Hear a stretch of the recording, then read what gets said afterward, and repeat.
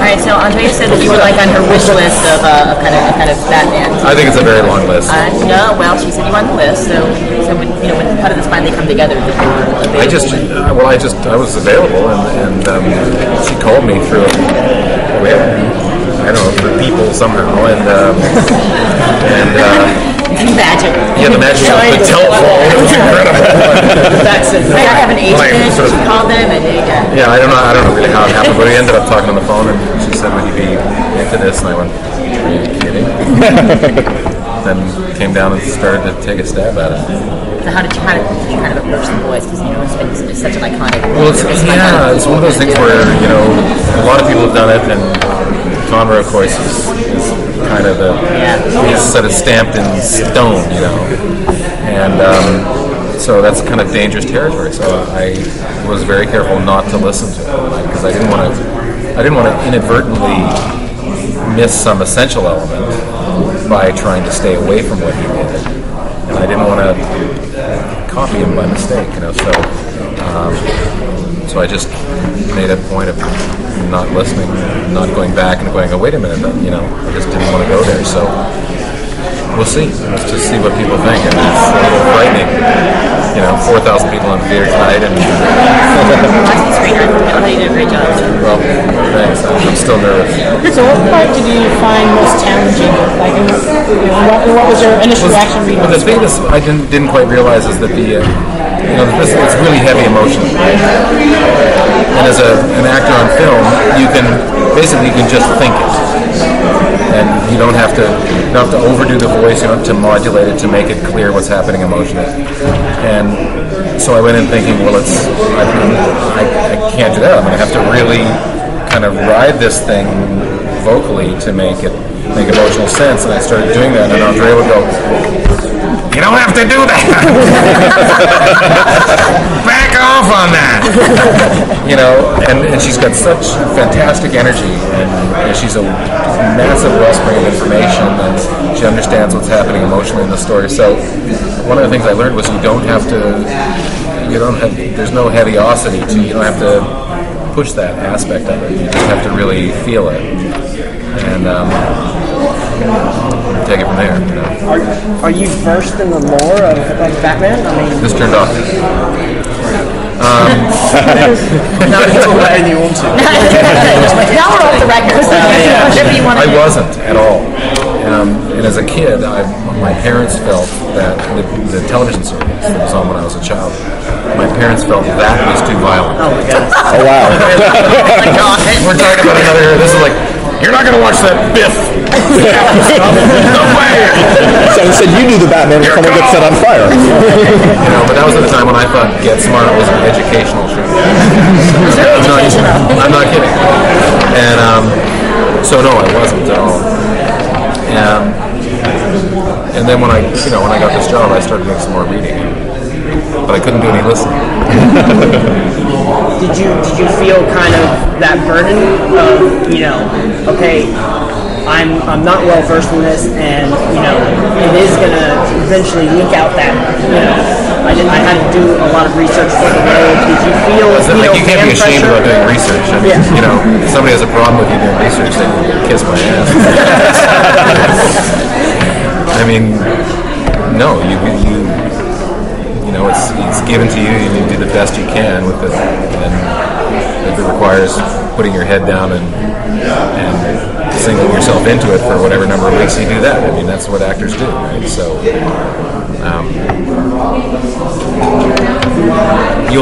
I'll never know as much about Star Trek as some people. I'll never know as much about Batman. I'll never know as much about Bob Kane as people know. So if you let that stop you, you'd never do anything. So, and consequently, you're going to miss things too, and you have to kind of be okay with going, well, I'm going to do my level best, and if some people feel I've missed a mark here or there, then they're entitled to feel it. But if they have a beef with you doing research, come on, yeah, let's talk. Let's go outside and talk. So now you said that you got the voice from reading comic books, you stayed away from the voices. So you had a voice in your head just reading through it. Now, Yeah. did you nail that voice right on, or did you just do the best that you could? Well, that's not really for me to say. Right? But it's like, You know what I mean? Of course, you have a thing in your head that you're trying to reach at from reading through it. Yeah, you feel what the timbre is, and you feel what the cadences are and stuff like that, as to some degree dictated by how the dialogue's laid out in the piece you're doing, right? Like if you can read the books, you can read other comics, but that dialogue is not written by the same person that wrote the dialogue for this movie, so the cadences have differences. So when you're reading a book, or reading a graphic novel, you're hearing one voice, and you're getting all kinds of emotional information. But the voice in the script, because the lyric, for lack of a better word, is going to be slightly different, dictates gives you more information. You know what I mean? So I guess it's an evolution. What was interesting was, I think where you nailed it, the first scene I saw you in was a really interesting scene between Red Hood and Batman. And Batman's trying to reach out to him. You just did some things with your voice to kind of let your guard down a little bit, to say, hey, it's okay, I can help you out. And I said, he got Batman right there. I That's just knew great to hear. I'm terribly nervous. Terrible. You shouldn't be. You nailed it. Yeah, it's very. I guess like One of the real really strengths. weird. One of the real strengths of this piece is the emotional connection between Batman and his sons. With Nightwing and more specifically with Jason. Did you get a chance to ever read opposite Neil or Jensen? Because it sounds like you should be in the same room. Well, but yeah, I wish we had been. I think that would have been very different, better or worse. I don't know because I've never done this before. So you know what? I never met anybody. Okay. Yeah, it's weird.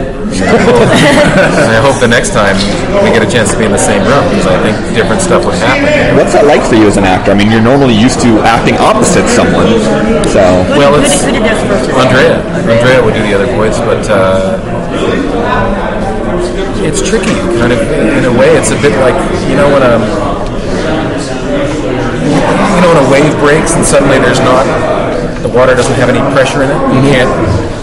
You can't figure out what's up or down. It's a little bit like that. You can't. There isn't that natural elasticity and tension that comes out of a real conversation. That's not actually accurate because it is a real conversation. It's just a conversation with a different person, right? It's not a conversation with John DiMaggio or whatever. It's a conversation with somebody else who's doing their version of it. So, but having said that, they've done this hundreds and hundreds of times, so they know, and it works. So maybe that's the way they need to play you. Maybe what's really important for the piece is for them to have that control of being able to draw, to lead you with various kinds of performances of theirs, as opposed to letting the actors go at it. And for lack of a better metaphor. Were there any parts that you kind of came in with one version of doing it, but as you were reading it in a room with somebody else giving you the line that kind of changed? Oh yeah, there's lots of times I'd have the wrong idea, and Andrea would say, no, it's much more emotional than that, or where you think this is the operative word, but this is not actually the operative word. The operative word is down here, and she helped me a lot with. When you have a biggish speech, she helped me a lot with carrying it and letting it breathe and then bringing it up and that kind of thing. I needed the direction for sure. How different is it to do the voice? I mean, it's a simple question we just asked, but I mean, was it weird to sit in a room and do your own part? I mean, how did you enjoy the challenge of something different from that? Yeah, I did enjoy it. I did enjoy it, but it's a little bit. You kind of walk out of at the end of the day. You walk out of the room feeling like, wow, you just done 12 rounds. You don't know what happened. Have you seen the finished film yet? Or is this going to be the first time? I saw it last a few days ago. Okay. I couldn't believe how violent it was. I think a lot of us might more inclined, actually. It was like wow. It was so heavy, and emotionally really heavy too, right? And I just was like, visually, like my first reaction was, wow, this is tough, you know. And then once I realized, because I wasn't ready for it to be that dark, you know, even though I'd read the script. And I think what contributed to my astonishment that it played so dark was the physical environment they created, the incredibly 3D. Has everybody seen it? Not everybody. Have you seen it tonight? Yeah. It's fucking incredible. It's like the way they play with angles and the three-dimensionality going through the city and all this incredible foreshortening with stuff going on and huge, crazy stuff happening in the background. It feels so big. It really feels like you're there, and the sound design is like beyond. It's, I mean, we had it in our house, and this is the first time that I really thought I'm going to have to, the subwoofer, I'm going to have to turn down. Something's going to fall over. The whole house is going, no, it's a trip. My wife and I just sort of sat there at the end like, holy fuck. That was amazing. Yeah. So, when you were doing research, did any particular stories stand out? You know, I just took little bits from all kinds of stories, and it's funny how, I don't know how other actors do it, but how you catalog sensibilities and how you catalog behavior. It's good. A phrase from this and a phrase from that and a phrase from that, all kinds of stuff, whatever resonates for you as a person. And I guess that's what makes every actor's performances different, whatever. You know, but, no, it wasn't that story is the one okay, that's who I understand. It was like, it was really cherry picking. And to some degree arbitrary, and arbitrary in the sense that the stuff that stuck to me just stuck to me. It wasn't like I went in there looking for, I think this is what I want to do, you know, oh, that fits and that fits. You get one last question, then he has to go. He needs a break. For Star Trek, which was, you were great as Pike. Thank you. I'm really glad that they used him in the right way. How much of that was developed, you know, between you and JJ, kind of like fitting in as Kirk's mentor and a guiding force? That was in place in the script.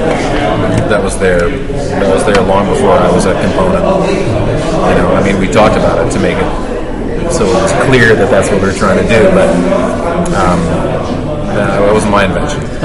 What was neat too is watching you on the bridge just seemed like you belonged there. It just looked so at ease. You kind of felt bad that you never really got a chance to meet with the trust me, I'm bitter. But the weird thing about that was, on the first day we got on the bridge, where the chair was, the captain's chair, you know, all these kids are all full of moxie, you know, everybody's full of their shit, and nobody would sit in the chair. And you got there. Well, yeah, but I didn't sit. You know, I didn't go. Just go stick ass.